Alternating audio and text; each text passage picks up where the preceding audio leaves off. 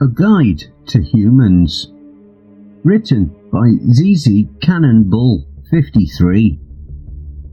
So you've decided to hire a human, a comprehensive guide to humans on what they mean when they are expressing certain emotions, by Yautja, captain of the freighter ship Cargo's Full. So you've decided to hire a human. Congratulations! There will never be a dull moment on your ship again.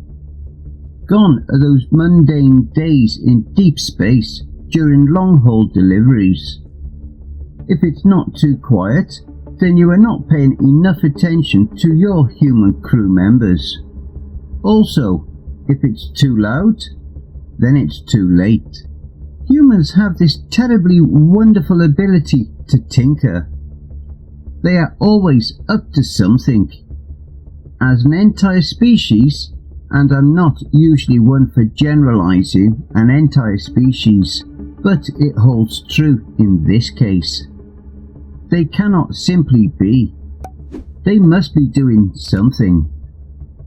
Their favourite pastimes are making things go faster, or to make a bigger explosion.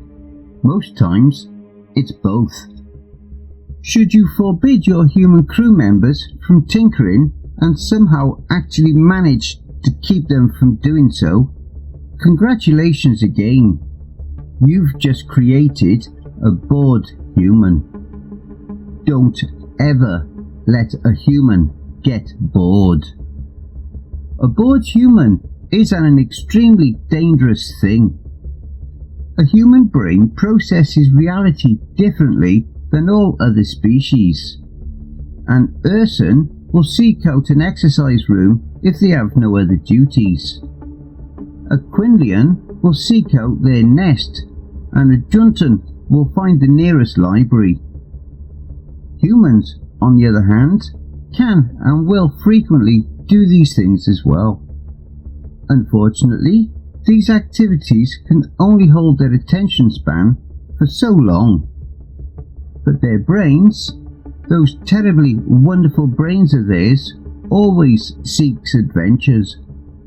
They start to think of ways to alleviate their boredom. Then you get things like anti-grav ball. This is where humans attach anti-gravity discs to your Bethian crewman and use him for a ball. Due to their diminutive stature and their ability to curl their armoured bodies into a fairly decent sphere, they're the perfect candidate to be the ball. For these reasons, and the fact that Bethians tend to be mechanically inclined, make them good engineers.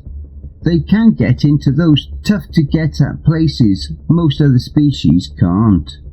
Don't get me wrong, the humans don't just run up to the nearest Bethian, kidnap them, strap the anti-gravity discs to them, and assault them for the next 3 hours.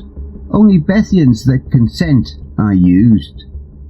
From my understanding, the Bethian is well compensated for this, both monetary and after the game, when the matches are over. The Bethian is the guest of honour and eat and drink free the entire night. Another thing the bored humans do are called pranks.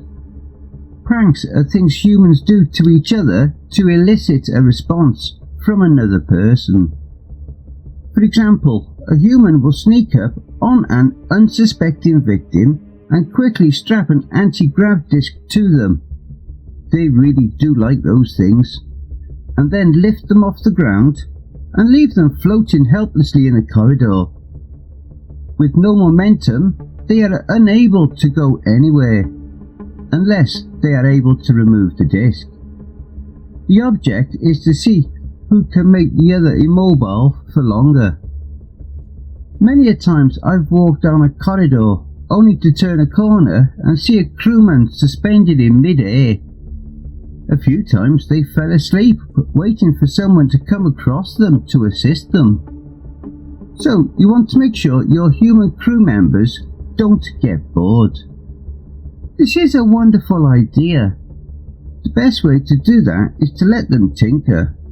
in a controlled environment, of course. Here are some things to help you navigate this decision. If humans are running, you run too. This usually means something went amiss. Helpful hints. Here are some things humans say as an indicator as to how the situation is going. Danger level, little to no panic. Slight increase in stress levels. Start thinking of ways to shut it down safely. It's bad. Run. It's too late. Something interesting has happened, but they are still unaware of the outcome. That's interesting. It was not something that they were expecting, but manageable. Oh. This means that the danger has escalated, but they are reasonably sure they can fix it. Whoops! Something went sideways and it's about to blow up. Oh shit. This is where the panic really starts. Oh fuck, oh fuck, oh fuck! The situation is extreme and it has gotten out of hand. I've got an idea. Rarely does anything good happen after these words are spoken. So, dear reader, use these things that I have observed in my tenure with human crewmates. Learn from me. Learn from them. Because they may lack self-preservation skills when it comes to themselves, but humans are fiercely loyal. If you treat them right, they will blow up an entire planet in retaliation of even a perceived slight against you. I'm serious. These apes will pack bond with anything. It doesn't even have to be alive. Just don't let them get bored and you'll be fine. That is, unless you are bored too.